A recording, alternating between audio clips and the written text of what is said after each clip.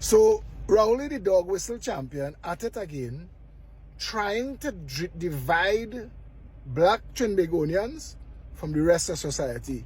And I really want to call him out on this, because the Equal Opportunities Commission, not, and that is their job, that is their work.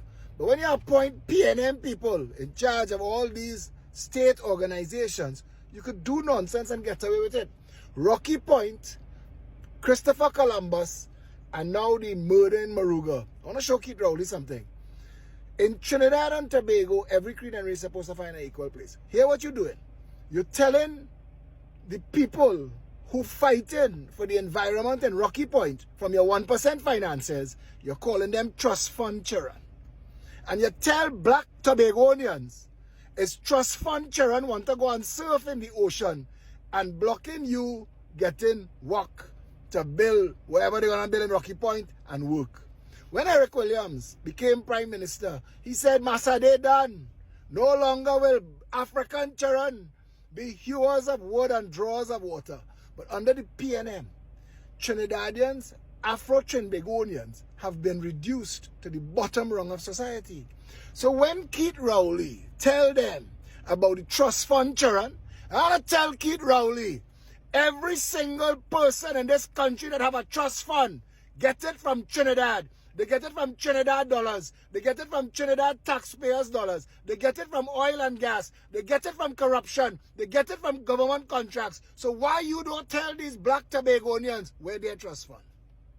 I tell them that.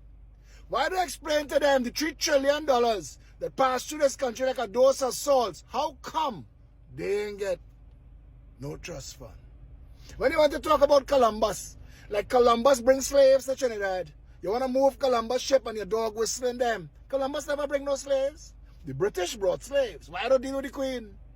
Why don't deal with the King? Why don't deal with the monarchy? Why don't take this fight to Britain and the good ship Jesus that moved the slaves to the West Indies and the Caribbean? Why don't deal with that? You know how to fool people, because that PNM education that you're sitting these little Afro-Trinbagonians in to keep them dumbed down on the bottom rung of society to be slaves to the elites so that they will work for minimum wage. Why do you explain to them why St. Andrew's School and Donruss School cost the same money that all these little PNM, whatever you call these schools you're sending these children to that failing? How come Donruss and St. Andrews succeeded? Why you don't tell them that there is something that allows at SEA for the prestige schools to pick who comes in? Forget the SEA. The SEA is just a distraction. It's a fool them.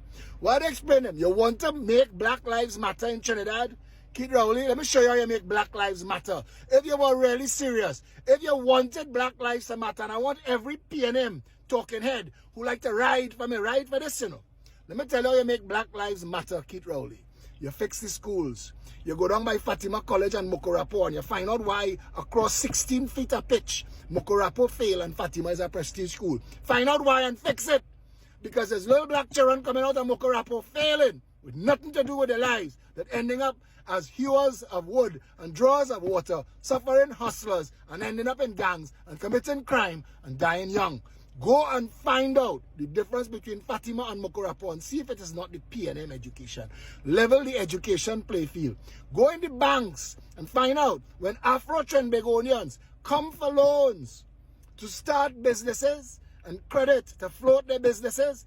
Find out how come they can't get money, but other people in society could find money to open 120 stores in 10 years.